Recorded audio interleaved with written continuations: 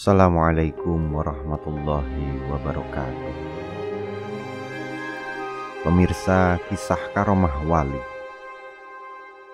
Nabi Khidir adalah salah satu Nabi Allah yang mempunyai umur panjang. Nabi Khidir sangat dekat dengan para kekasih Allah. Bahkan Nabi Khidir banyak mendidik para ulama dan kekasih Allah dengan caranya yang khas dan unik. Berikut merupakan 9 wali di tanah Jawa yang pernah bertemu Nabi Khidir. Berikut kisahnya. Pertama, Syekhona Khalil Bangkalan. Suatu hari, Syekhona Khalil Bangkalan sedang menemui tamu-tamunya. Saat itu, posisi beliau sedang duduk dengan salah satu lutut tertekuk di depan perut. Beliau sambil bercengkrama dengan para tamu-tamunya, ditemani kopi yang ada di hadapan masing-masing.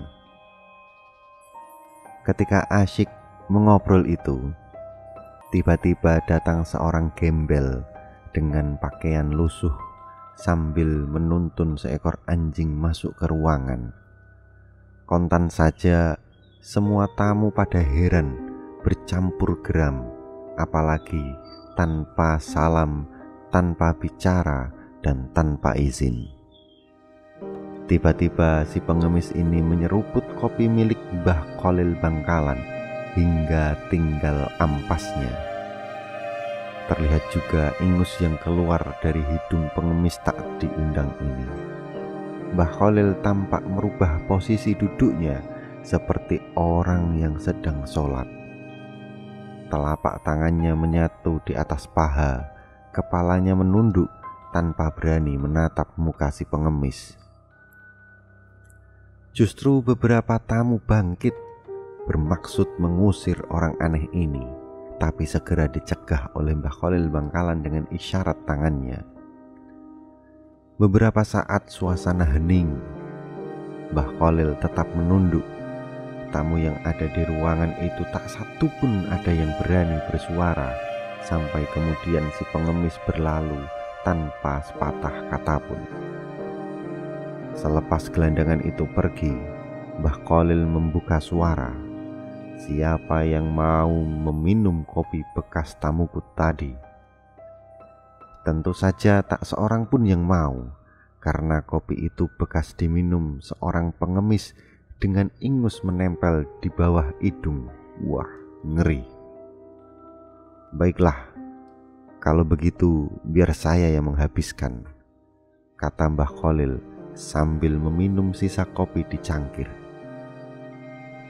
Tahukah sampean semua siapa tamu tadi? Dia adalah Nabi Khidir. Beliau habis mengunjungi sahabatnya, seorang wali di Yaman dan Sudan. Kemudian melanjutkan perjalanan ke sini untuk menemui sahabat-sahabatnya, para waliullah di tanah Jawa. Kontan kemudian para tamu berebut sisa kopi yang tinggal cangkirnya itu. Bahkan ada yang berebut untuk mencuci cangkirnya sekedar untuk ngalap berkah dari kesalehan Nabi Khidir alaihi salam. Kedua, Habib Hashim Pekalongan. Beliau adalah Habib Hashim bin Umar bin Yahya Pekalongan, yang tak lain adalah kakek Habib Lutfi bin Yahya.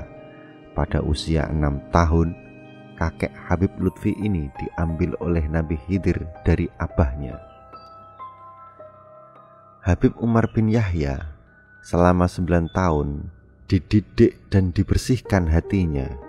Beliau kembali pada usia 15 tahun dan kemudian melanjutkan belajarnya di Yaman. Usai di Yaman, Habib Hashim kemudian diperintahkan abahnya nyantri kepada Kiai Haji Soleh Darat di Kampung Darat Semarang. Syaratnya, ia tidak boleh mengenalkan diri sebagai putra Habib Umar bin Yahya, guru Kiai Haji Soleh Darat, dan tidak boleh menggunakan fam Shaddad bin Yahya. Kisah ini langsung diceritakan oleh Habib Lutfi bin Yahya pada Sabtu malam Ahad Pahing tanggal 2 Maret 2019 selesai sholat Isya di Jepara. Ketiga, Hadratus Syekh Kiai Haji Hasyim Asy'ari. Kisah ini saat Kiai Hasyim menjadi santrinya Syekhona Khalil Bangkalan. Suatu ketika ada seseorang di jalan yang sangat kotor dan dipenuhi penyakit menjijikkan meminta digendong di pesantren Syekhona Khalil Bangkalan. Para santri saat itu menolaknya karena merasa jijik. Akhirnya orang tersebut meminta tolong kepada santri yang bernama Hasyim yang waktu itu kebetulan juga ada di sana. Tanpa merasa jijik, santri Hasyim Asy'ari menggendong orang tersebut sampai ke gerbang pondok. Sesampainya di gerbang pondok, orang itu turun dan sebelum pergi, orang itu menyatakan bahwa dirinya adalah Nabi Khidir. Kejadian itu dibenarkan oleh Syekhona Khalil Bangkalan jika orang tersebut memang benar Nabi Khidir. Keempat, Mbah Marzuki Lirboyo. Suatu hari, Mbah Kiai Marzuki Lirboyo kedatangan seorang tamu. Tidak seperti pada hari-hari biasanya, tamu ini memang lain dari yang lain. Bermata sipit seperti orang keturunan Cina, memakai celana pendek, dan pada saat yang bersamaan Mbah Kiai Makhrus Ali memperhatikan tamu yang datang ini dari kejauhan. Tanpa disangka-sangka, ternyata Mbah Kiai Marzuki menyambut tamu ini dengan penuh hormat, mencium tangannya dan melayani tamu tersebut secara istimewa. Setelah tamu pergi, Kiai Makhrus Ali bertanya, "Siapakah tamu tadi dan mengapa panjenengan menyambut dengan penuh hormat, mencium tangan dan melayaninya dengan penuh hikmat?"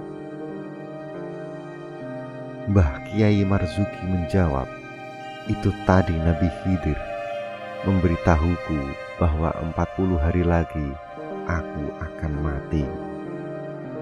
Dan memang benar, Mbah Kiai Makhrus menghitung tepat 40 hari setelah kedatangan tamu tersebut, Mbah Kiai Marzuki dipanggil menghadap Allah Subhanahu wa Ta'ala. 5. Kiai Makhrus Ali Lirboyo. Saat Muktamar NU di Situbondo tahun 1984, Kiai Makhrus Ali sudah ditemui Nabi Khidir untuk menyampaikan surban kepada calon Rois Am NU, yakni Kiai Haji Ahmad Siddiq Jember. Saat itu banyak kiai yang tidak mau menjadi Rois Am. Surban ini dari Nabi Khidir. Anda harus bersedia menjadi Rois Am PBNU. Maka Kiai Haji Ahmad Siddiq yang dari awal menolak dipilih menangis terseduh mengingat betapa beratnya amanat yang dipasrahkan kepada beliau. 6. Kiai Muhammad Hasan Genggong. Waktu menunjukkan jam 12:30 malam. Pada saat itu para santri sedang duduk. Tiba-tiba datang seorang tamu berbaju hitam dalam keadaan basah kuyup, tangannya mencangking jala yang di dalamnya berisi ikan. Tamu ini memaksa bertemu Kiai Haji Muhammad Hasan Genggong, pengasuh pesantren Zainul Hasan Genggong, Probolinggo. Dalam keadaan terpaksa, maka diantarkanlah tamu itu langsung menuju ke kediaman sang kiai. Dan singkat cerita, ikan bawaan tamu itu langsung digoreng oleh Kiai Muhammad Hasan Genggong untuk dimakan bersama-sama dengan para tamunya. Pada keesokan harinya, sehabis sholat subuh, Kiai Haji Muhammad Hasan Genggong memberitahu kepada santri-santrinya yang berjamaah di masjid, "Tadi malam saya kedatangan Nabi Khidir." Subhanallah. 7. Kiai Dalhar Watucongol. Saat itu Gusmi masih nyantri kepada Mbah Dalhar Watucongol Magelang. Gusmi tahu bahwa di dalam kamar Mbah Dalhar sedang akrab bersama tamunya karena ada sandal di luar yang diamati sama Gusmi. Mbah Dalhar dan tamunya terdengar sangat akrab. Gusmi terlena, tak melihat dalam sekejap. Ternyata sandal tamu sudah tidak ada. Akhirnya Gusmi bertanya tentang tamu itu kepada gurunya. "Maaf guru, tamu guru tadi malam itu siapa?" Awalnya Mbah Dalhar enggan menjawabnya, tapi akhirnya berkenan menjelaskan bahwa tamu yang akrab itu adalah Nabi Khidir. Gusmi sangat akrab dengan gurunya ini. Bahkan Gusmi inilah yang diizinkan masuk kamar pribadi Mbah Dalhar. 8. Gusmi. Suatu hari, Gusmi saat masih kecil suka memancing di Sungai Brantas. Saat itu ditemani seorang santri yang ditugaskan untuk selalu bersama Gusmi. Gusmi yang masih kecil tiba-tiba tenggelam dan membuat santri yang menemaninya itu panik bukan kepalang. Dicarinya di sepanjang sungai, Gusmi belum juga ketemu. Santri itu akhirnya bingung dan dimarahi ayah Gusmi, Kiai Jazuli. Santri itu akhirnya ditugaskan untuk terus mencari Gusmi sampai ketemu. Saat kembali ke sungai, Gusmi ternyata sudah berada di tepi sungai dalam keadaan normal seperti sebelumnya. Ditanya dari mana saja dia, Gusmi menjawab, "Tadi aku dibawa Nabi Khidir ke dalam sungai." Subhanallah. 9. Kiai Hamid Pasuruan. Salah satu karomah Kiai Hamid adalah mudah bertemu dengan Nabi Khidir. Suatu hari, Kiai Hamid menjelaskan kepada Kiai Yunus Tulung Agung bahwa besok pagi sampai duhur akan hadir Nabi Khidir. Berita ini kemudian menyebar kepada seluruh jamaah dan para kiai. Makanya sejak pagi habis subuh, jamaah berduyun-duyun ingin bertemu dan bersalaman dengan Nabi Khidir. Tampak juga para kiai dan habaib juga banyak yang datang. Semua datang ingin menyambut datangnya Nabi Khidir. Di tengah ramainya jamaah itu, datang seorang anak muda dengan pakaian nyentrik modern, gaul seperti generasi Z saat ini. Ketika bertemu Kiai Hamid, pemuda itu mau mencium tangan Kiai Hamid, tapi ditolak oleh Kiai Hamid. Sebaliknya, Kiai Hamid juga mau mencium tangan pemuda itu, tapi ditolak juga sama pemuda itu. Kejadian ini tak mendapatkan perhatian para jamaah. Dikira itulah akhlak Kiai Hamid yang selalu memuliakan para tamunya. Setelah bertemu Kiai Hamid, pemuda itu kemudian berganti pakaian kotor dan membersihkan selokan di sekitar rumah Kiai Hamid. Sampai duhur tiba, pemuda itu kemudian pergi. Setelah jamaah duhur, para tamu yang datang bertanya, "Kapan Nabi Khidir datang?" "Oh iya, kalian tadi kan melihat anak muda yang membersihkan selokan di sini. Dialah Nabi Khidir," jawab Kiai Hamid. Para jamaah dan tamu akhirnya menangis.